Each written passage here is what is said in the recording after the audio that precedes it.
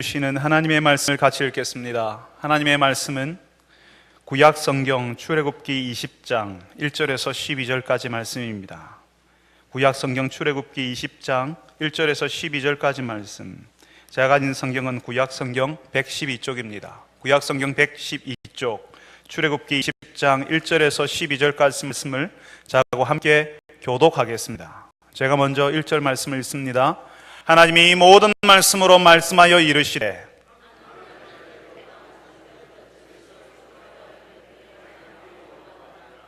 너는 나 외에는 다른 신들을 내게 두지 말라.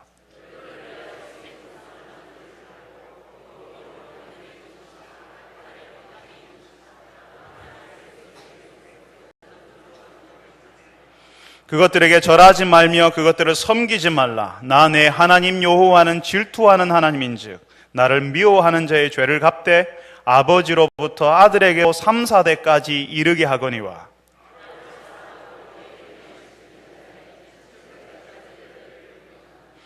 너는 내 하나님 여호와의 이름을 망령되게 부르지 말라. 여호와는 그의 이름을 망령되게 부르는 자를 죄 없다 하지 아니하리라. 엿새 동안은 힘써 내 모든 일을 행할 것이나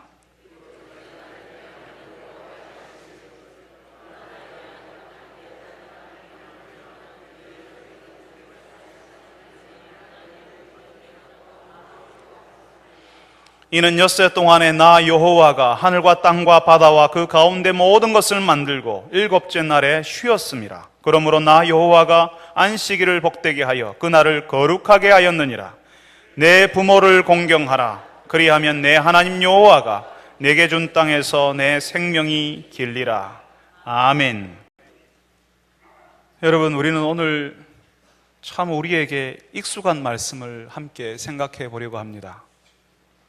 하나님께서 우리에게 지키라고 주신 10계명의 말씀 중 그 5번째, 내 부모를 공경하라는 말씀을 같이 읽었는데요. 우리는 어릴 때부터 부모님에게 효도해야 한다는 말들을 듣고 자랐습니다. 그래서 오늘 하나님께서 하시는 말씀이 무슨 말씀인지 우리가 잘 압니다. 우리가 오랫동안 들었던 말씀이기 때문에 그렇습니다. 그런데 문제는 우리가 익히 알고 우리에게 익숙한 말씀이지만, 그래서 우리가 잘 순종할 것 같지만 우리 현실에 들어가면 절대로 그 말씀에 순종하는 것, 내 부모를 공경하라 하는 말씀에 순종하는 것이 쉽지 않다는 사실을 우리가 알게 됩니다. 왜냐하면 우리가 생각하는 것보다 훨씬 이 사회에서 부모의 권위가 많이 떨어져 있거든요. 우리 주변을 자세히 살펴보면 서로 연락도 하지 않고 지내는 부모 자식들이 생각보다 많이 있거든요. 부모를 공경하기보다 부모를 원수처럼 여기고 살아가는 사람, 아예 인연을 끊어버리는 사람들을 우리 주변에서 만납니다. 어쩌면 그 부모님 밑에서 어릴 때 힘들게 자라서 그럴 수 있지요. 우리는 지난 봄에 중학생 딸을 학대해서 죽게 하고 11개월 동안이나 집에 방치해 두었던 부부에 대한 뉴스를 들은 적이 있습니다. 온 나라가 분노했던 사건이었습니다. 중학생 딸이 부모가 보기에 잘못하니까 가만히 내버려 둘 수 없어서 때려서라도 바로 잡으려 했겠죠. 화가 났을 겁니다.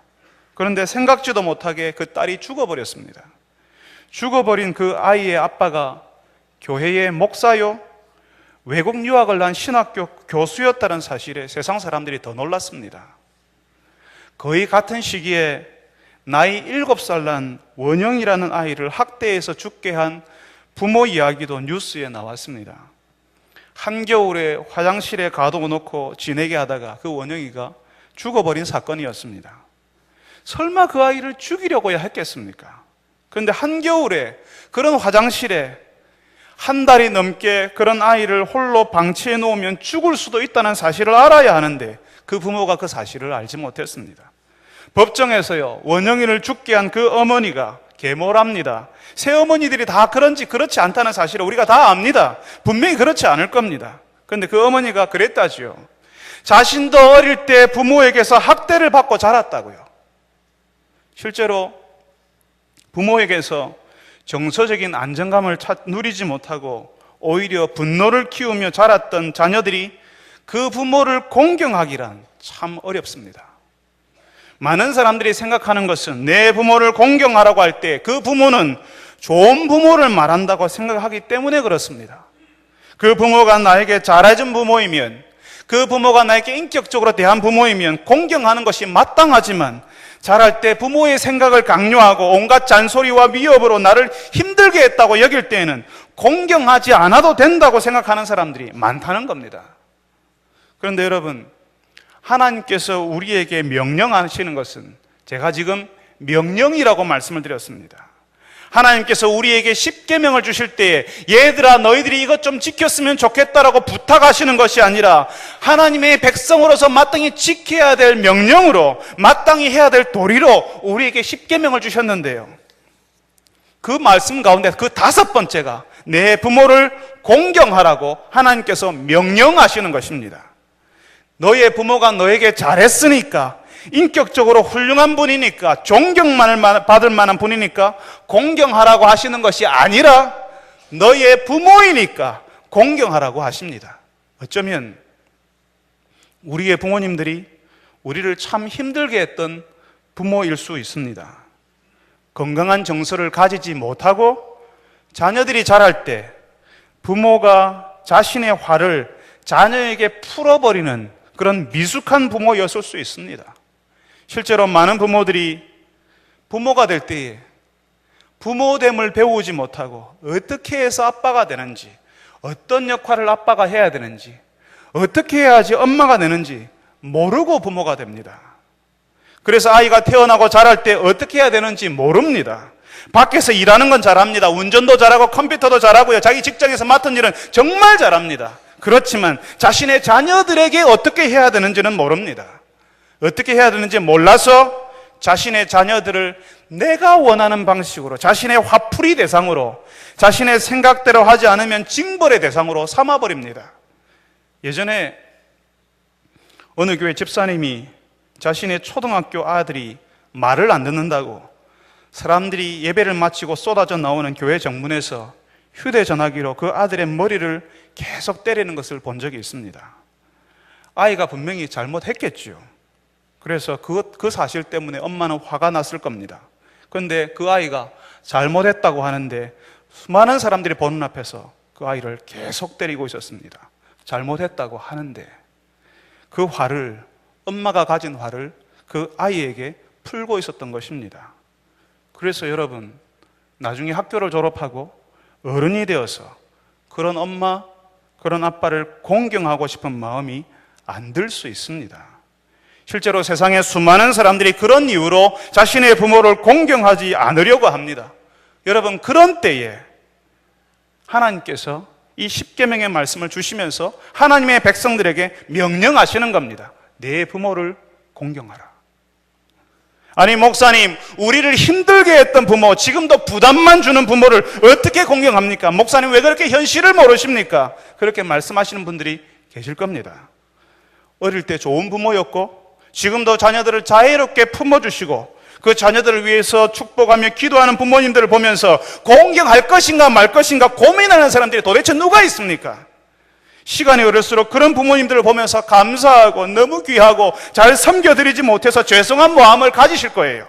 그런데 문제는요, 우리를 참 아프게 했던 부모, 그래서 지금도 용서가 안 되는 부모를 어떻게 공경하냐 하는 것입니다. 여러분, 저는 이 설교를 시작하면서 조금은 불편한 이야기를 먼저 드렸습니다. 원영이를 학대한 계모 이야기요. 그 계모가 법정에서 뭐라고 했다고요? 자신에게 선처해 줄 것을 부탁하면서 자신도 부모에게 학대를 당했다고 이야기하는 겁니다. 그러니까 그 원영이 엄마는 자신의 품에 있게 된 그 아이를 학대하는 엄마로 자신이 옛날에 자신의 엄마에게 당했던 그 일을 자신의 아이에게 대갚아주고 있는 겁니다. 아마 그 원영이 엄마는 자신을 학대했던 그 부모와도 좋은 관계를 맺고 있지 않았을 겁니다.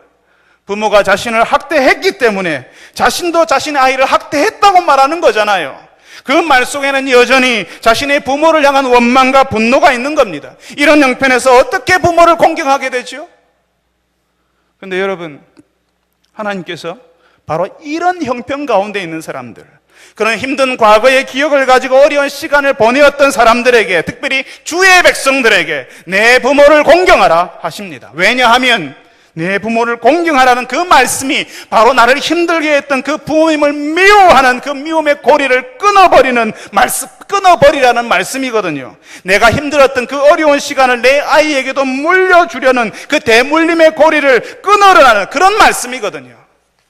여러분, 우리를 힘들게 했던 부모님을 용서하지 못하고 받아들이지 못할 때에 우리의 미움의 고리는 계속되어서 부모님뿐만 아니라 또 다른 사람들을 미워하게 됩니다. 심지어는 자신의 자녀까지도 미워하게 됩니다. 내가 원하는 대로 하지 않으면 여전히 미움의 대상이 되어버립니다. 그 미움의 고리가 끊어지지 않는 한은 우리는 사랑할 줄도 모르고 사랑받을 줄도 모르는 사람으로 살아가게 되는 겁니다. 하나님께서 부모님을 공경하라고 하실 때에는 그 미움의 고리를 끊어버려라. 네가 먼저 용서해서 과거의 기억과 고통에서 빠져나오라고 하시는 것입니다. 여러분, 하나님께서요, 하나님을 알아보지도 못하고 하나님을 거역하며 살았고 하나님 없이 심지어는 하나님을 미워하며 살았던 우리를 용서하고 받아주셨습니다. 하나님께서 우리가 했던 대로, 우리가 지었던 악행대로 우리에게 갚지 않으셨습니다. 우리는 우리가 편한 때에 하나님을 이용하면서 하나님이 이렇게 해요 저렇게 해요 하나님을 이용하는 우리를 뻔뻔하다고 저리 가라고 하지 않으셨습니다. 하나님께서 우리를 미움의 고리로 우리를 대갚지 않으시고 예수님이 십자가에서 우리를 용서하셔서 그 미움의 고리를 끊어버리셨습니다. 그렇게 우리를 하나님의 사랑받는 자녀로 받아주셨기 때문에 이제 우리도 그 하나님을 믿는 사람들이라면, 그 하나님의 말씀, 그 계명을 지키려는 사람이라면 우리도 그 미움의 고리를 끊는 사람이 되어야 한다는 것입니다. 사랑하는 성도 여러분, 내 부모를 공경하라고 하시는 하나님의 명령은 도저히 공경할 수 없다고 하는 그 미움의 고리, 그 오래 묵은 분노와 복수의 구조를 깨뜨려 버리라는 말씀인 것입니다. 우리를 사랑하신 그 사랑으로 공경할 수 없는 그 부모님을 공경하라고 하시는 겁니다. 사랑하는 성도 여러분들이 오늘 우리에게 좋은 부모, 인격적인 부모만을 공경하라고 하시는 것이 아니라 우리에게 힘들었던 부모, 아프게 했던 부모까지 공경하라고 하시는 주의 말씀을 듣고 순종하시는 여러분, 그 미움의 고리를 깨뜨리시는 여러분 되시기를 바랍니다. 여러분, 내 부모를 공경하라는 말씀은 이 땅의 자녀들에게 주시는 말씀이지만 또 한편으로는 그 자녀의 부모들에게 주시는 명령이기도 합니다. 부모를 공경하는 자녀를 누가 만듭니까? 그런 자녀로 자라도록 하나님께서 누구에게 위탁하셨습니까? 부모에게요. 여러분, 우리가 읽는 성경에는 부모를 공경하지 않고 대적하는 자녀들에 대한 이야기가 나옵니다. 성경은 거룩한 책이라는 뜻인데 이 거룩한 책에 참 거룩하지 못한 이야기, 참 슬프고 아픈 이야기가 나오는데요. 여러분, 다윗 아시지요? 우리는 다 이 다윗을 위대한 사람, 하나님의 사람, 우리가 본받고 싶은 영적인 사람이라고 생각을 해요. 그런데 여러분, 아버지로서의 다윗, 부모로서 다윗은 어땠을까요? 구약 성경에는 사무엘이라는 성경이 나옵니다. 거기 사무엘하 11장부터 다윗의 가족사가 나오는데요. 그 다윗의 불행한 가족사가 이스라엘의 형편과 함께 서로 엮여서 나와요. 다윗에게는 여러 명의 아내가 있었습니다. 이스라엘 사람들이 다 그랬던 것은 아닙니다. 다윗이 나라를 건국하는 왕이었기 때문에 그 주변 세력을 통합하기 위해서 그 주변 유력자들의 딸과 결혼을 했습니다. 왜? 세상 역사에서도 많이 보지 않습니까? 우리나라 역사에서도 많이 나오지 않습니까? 그런 주변 나라의 공주와 결혼을 하는 왕, 그래서 그 주변 나라와 화친을 친하는, 화해를 청하는 그런 일들이 많지 않습니까? 다윗이 그런 결혼을 해서 제법 많은 자녀들을 낳게 되는데요. 그 중에 암논이라는 아들이 있었습니다. 그 성경에 보면 그 암논이라는 아들이 자신의 배다른 누이 동생을 겁탈해 버립니다. 기가 막힌 일이죠. 그런데 그 누이 동생의 친오빠였던 압살롬이라는 아들이 보니까요, 아버지 다윗이 그런 기가 막힌 일을 보고도 그냥 넘어가 버리더라는 겁니다. 그래서 2년 만에 그 압살롬이 자신의 누이 동생을 겁탈했던 암논을 죽여버립니다. 더 기가 막히죠? 그동안 압살롬은 암논을 죽일 기회를 엿보고 있었던 겁니다. 2년 동안 분노의 사람으로 살았을 겁니다. 암논을 죽이고 나서는 자신의 외할아버지, 자신의 어머니가 다른 나라 사람이니까 자신의 다른 부족의 왕으로 있었던 자신의 외할아버지 집으로 도망을 가버렸습니다. 거기서 3년을 살았습니다. 압살롬은 자신의 누이 동생의 복수를 했으니까 자신에게 다시 그런 복수의 칼이 돌아오지 않을까 불안해하면서 숨어서 지냈습니다. 그렇게 3년을 보내는 겁니다. 그런데 아버지 다윗은 압살롬의 일을 보고 공명정대하게 일을 처리하지 않습니다. 압살롬의 누이 동생을 범했던 암논에 대해서도, 압살롬이 암논을 죽인 것에 대해서도 단호하게 꾸짖지 않습니다. 왜냐하면요, 다윗도 깨끗하지 않거든요. 다윗이 남의 아내 밧세바를 취한 적이 있잖아요. 심지어는 그 아내의 남편 우리아를 죽여버린 적도 있잖아요. 그러니까 자신의 집안 자식들이 그런 일을 해도 그냥 고개를 돌려버리는 겁니다. 다윗의 3년 후에 압살롬을 다시 부르거든요. 그렇지만 그 지은 죄에 대해서 징벌하지도 용서해 주지도 다시 화해를 하지도 않습니다. 그냥 피해버려요. 서로 얼굴을 보지 않고 2년을 보냅니다. 여러분 보세요. 암논이 압살롬의 누이 다말을 겁탈하고 나서 복수하겠다고 분노의 사람으로 압살롬이 2년을 보냈습니다. 그리고 도망자가 되어서 언제 칼이 자기에게 다시 돌아올지 모르는 불안한 시간을 3년을 보냅니다. 그리고 이스라엘로 돌아와서는 아버지의 얼굴도 보지 못하고 관계가 단절된 채 불안한 생활을 또다시 2년을 보냅니다. 그러니까 도합 7년을 극심한 정서적 단절 기간을 보내는 겁니다.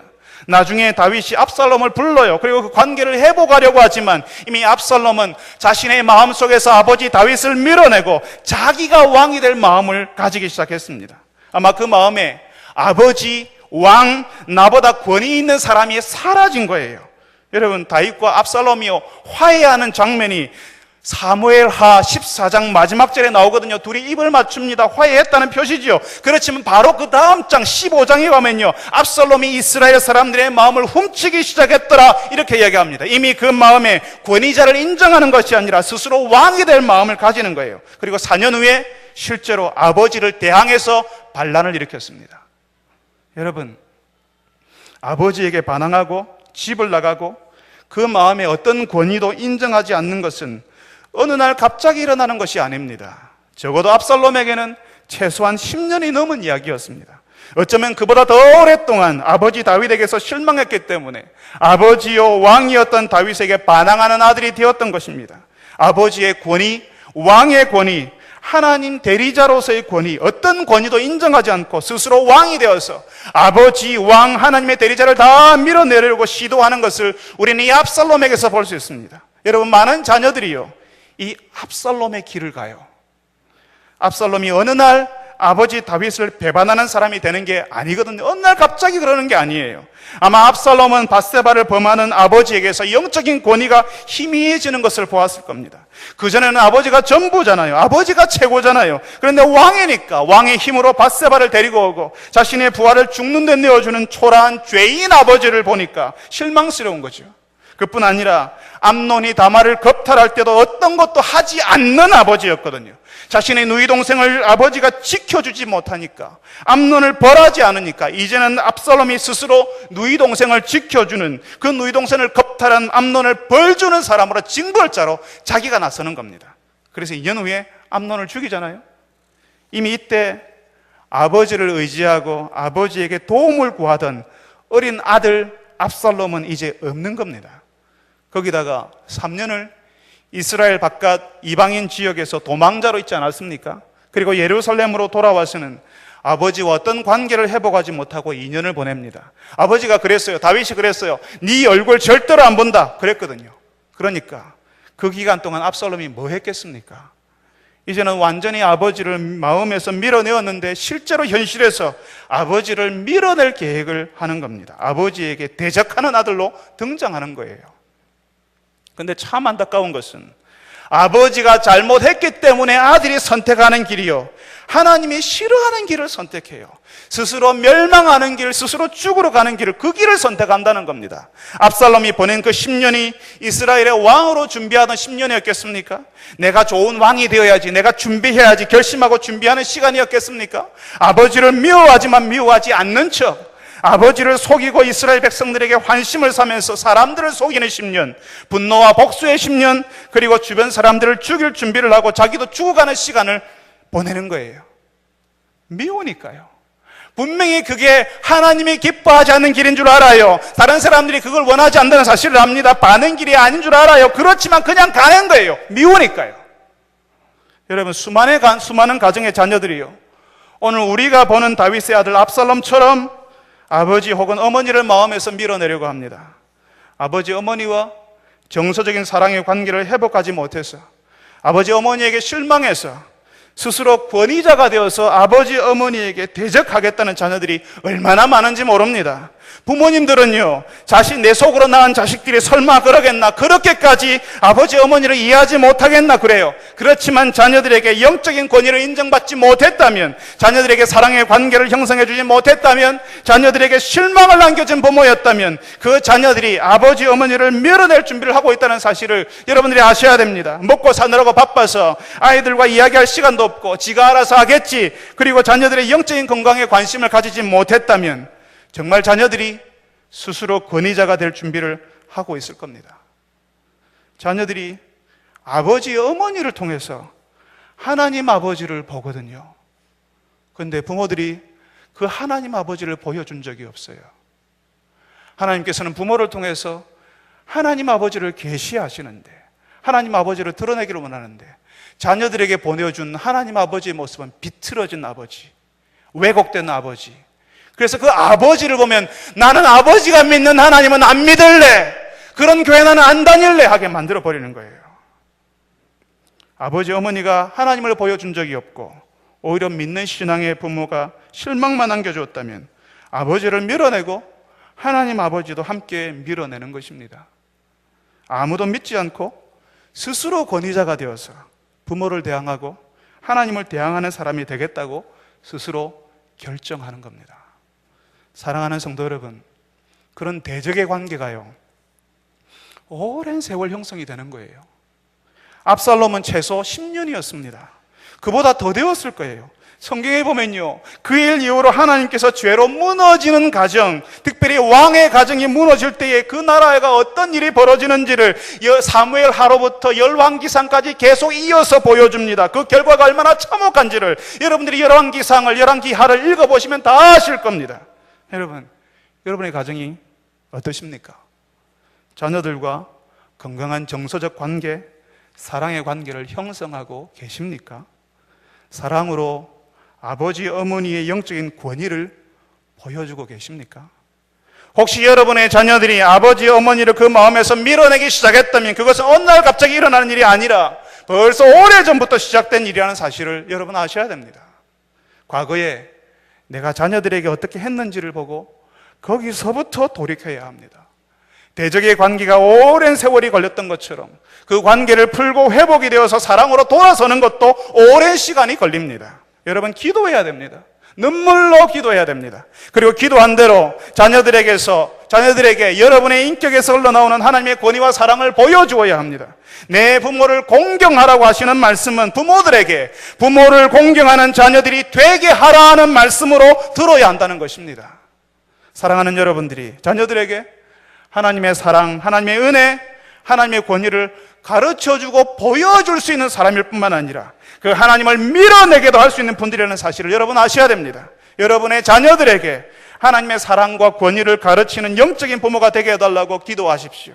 오랜 세월 진행된 과거의 죄에서 벗어나서 사랑의 관계를 회복하고 부모의 영적인 권위를 회복하고 하나님의 은혜와 능력이 자녀들의 인생에 나타나게 해달라고 기도하신 여러분 되시길 바랍니다. 그래서 내 부모를 공경하라는 말씀을 지키는 자녀들을 양육하는 여러분 되시기를 바랍니다.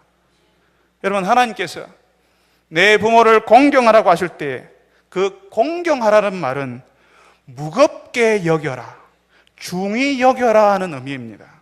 그 그분들, 그 부모님의 말을 무겁고 중히 여기라고요. 우리가 출애굽기 20장에 나오는 십계명의 말씀을 읽고 있는데요, 이 말씀은 하나님이 주시는 구원을 경험한 하나님의 백성들, 신앙의 공동체에 주시는 명령입니다. 여기 이 말씀을 듣는 사람들의 부모 역시 신앙의 사람, 신앙의 흔적을 가진 사람들입니다. 그러니까 여기서 그 부모를 공경한다는 말은 그 부모가 전하는 신앙, 그 말씀을 무겁게 여기고 중히 여기는 것을 포함한다고요. 하나님을 믿는 신앙의 공동체에서 그 부모를 공경함은 그 부모가 가진 신앙, 그 신앙을 받아들이는 거예요. 물론 내 부모를 공경하라는 명령이 하나님을 모르는 사람들에게도 의미 있는 말씀입니다. 누가 들어도 그래, 부모를 공경해야지, 그렇게 해요. 그렇지만 신앙 공동체에 주시는 내 부모를 공경하라는 말은 내 부모가 믿은 그 하나님, 그 구원의 하나님을 같이 믿으라, 그래서 한 믿음 한 마음으로 살아라 하는 말씀이라는 것입니다. 그 자녀들이 예수 믿지 않고 하나님을 섬기지 않을 때 그 부모를 공경한다고 하지만 한계가 있습니다. 불신 자녀들이 믿는 부모를 공경한다고 하지만 불신 자녀들은 그 부모가 도저히 이해가 안 될 거예요. 왜 그분들이 그렇게 기뻐하는지, 왜 주일을 그렇게 소중하게 여기는지, 왜 하나님 앞에서 눈물 흘리며 주 앞에 기도하는지 그 이유를 모르거든요. 믿음이 다름으로 가지게 되는 벽이 생각보다 큽니다. 자녀가 부모가 믿는 예수 신앙으로 들어오지 않는데 아무리 공경한다 한들 그게 부모의 마음을 평안케 하지는 않는다는 거죠. 저는 우리 교회에 와서 짧은 시간에 제법 많은 장례를 치루었습니다. 그 중에 잊혀지지 않는 장례가 있습니다. 감동적인 장례였기 때문에 인생을 하나님 앞에서 잘 마감하고 자신의 끝맺음을 다른 사람들에게 잘 보여주는 그런 감동적인 장례도 있지만 마음이 아파서 기억나는 장례도 있습니다. 우리 교회 연세 드신 집사님께서 소천하셨는데 그 자녀가 예수님을 안 믿어요. 분명히 예수 신앙의 방식으로 장례를 치르는데 그 아들은 찬송도 모르고 기도할 줄도, 말씀을 듣지도 않고 그 어머니가 믿었던 신앙에 대해서 전혀 모르는 겁니다. 그 집사님 살아계실 때 멀리서, 집이 먼데 몸도 불편한데 매주 빠지지 않고 예배에 참석하셨거든요. 그 마지막 장례를 집례하는데요, 그 집사님이 생각나니까 왜 그렇게 서글픈지 몰라요.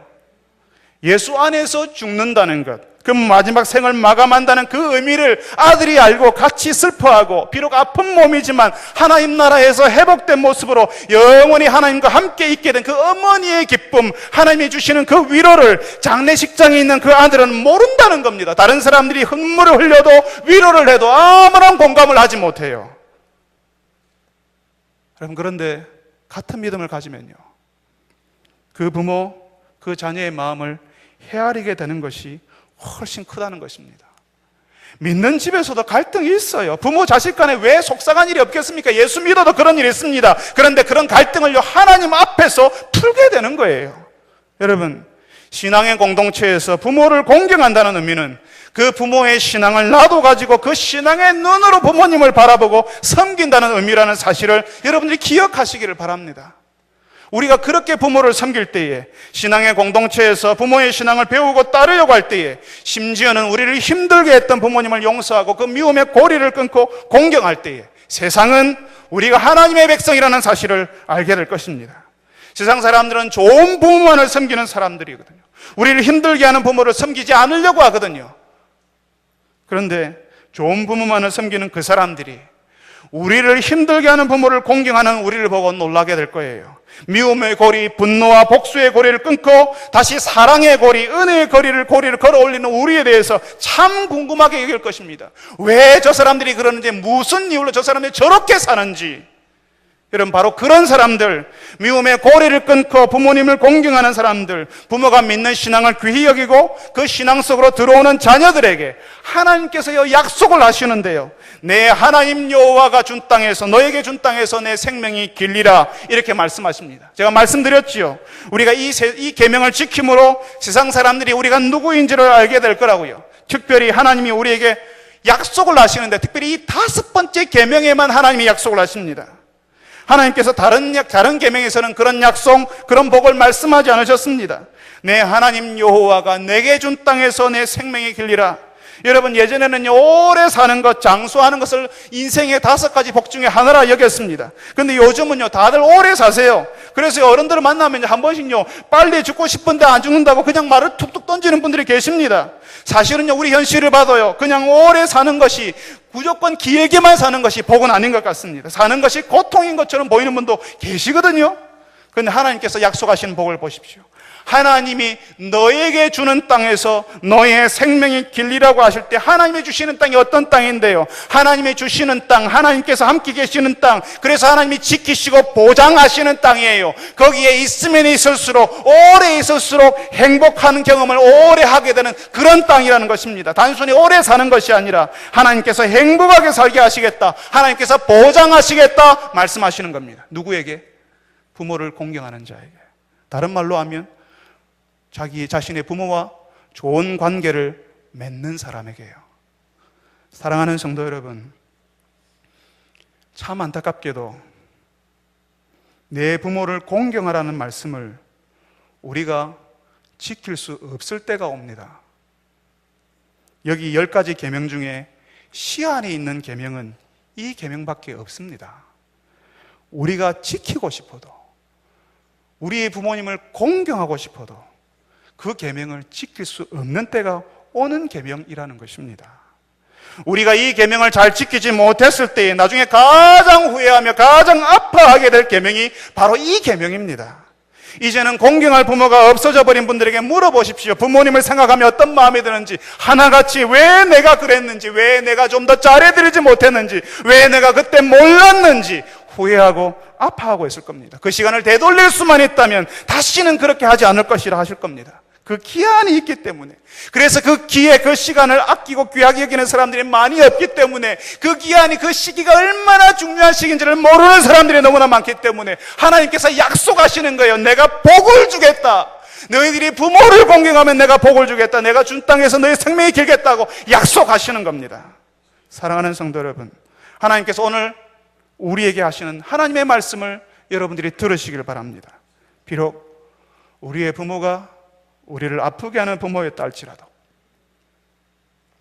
그 미움의 고리를 끊고 용서하고 공경하는 여러분, 부모를 공경하도록 신앙으로 자녀를 양육하는 여러분 되시기를 바랍니다. 우리가 함께 있을 시간이 그리 많지 않다는 사실을 알고 하나님께서 우리에게 기회를 주셨을 때에 우리의 부모님을 사랑하고 존경할 줄 아는 분들이 되시기를 바랍니다. 부모를 공경하게 될 때에 하나님께로부터 오는 그 기쁨을 누리는 여러분 모두가 다 되시기를 바랍니다. 우리 같이 한번 기도합시다. 여러분, 우리는 부모님을 공경해야 한다는 사실을 압니다. 그렇지만 우리에게 잘했던 부모, 인격적이었던 부모, 그 부모를 공경할 마음을 가지지만 그렇지 않았던 부모에게는 미움의 고리를 끊지 않고 미움으로 갚아져 버리는 우리 자신을, 우리의 현실을, 나의 현실을 발견합니다. 그런데 하나님께서는 좋은 부모를 공경하라 말씀하시지 않고 너의 부모를 공경하라 말씀하십니다. 여러분, 하나님께서 말씀하시는 대로 그 말씀에 순종할 수 있게 하여 주옵소서라고 기도합시다. 우리를 힘들게 했던 부모와 화해하고 그 미움의 고리를 끊어버리게 하여 주옵소서라고 우리 같이 한번 기도합시다.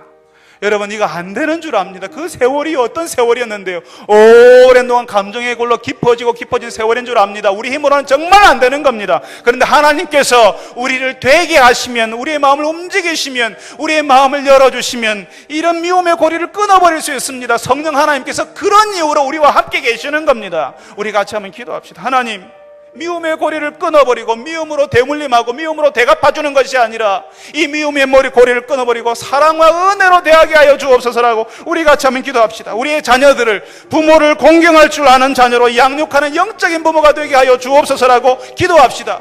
우리의 화풀이하는 대상이 아니라 우리 마음대로 내가 원하는 내 욕망을 채우는 자녀들이 아니라 그런 대상이 아니라 하나님을 섬길 줄 아는, 하나님을 섬기는 부모를 공경하는 자녀로 양육할 줄 아는 영적인 부모가 되게 하여 주옵소서. 우리의 부모와 좋은 관계를 맺음으로 하나님이 허락하시는 그 복을 나도 누리게 하여 주옵소서. 5계명을 지키고 싶지만 그 시한에 있어서 지킬 수 없는 때가 온다는 사실을 우리가 알고, 우리에게 허락하셨을 때, 우리에게 기회가 주었을 때 부모를 공경할 줄 아는 자가 되게 하여 주옵소서라고 우리 다 같이 한번 한 목소리로 기도하겠습니다.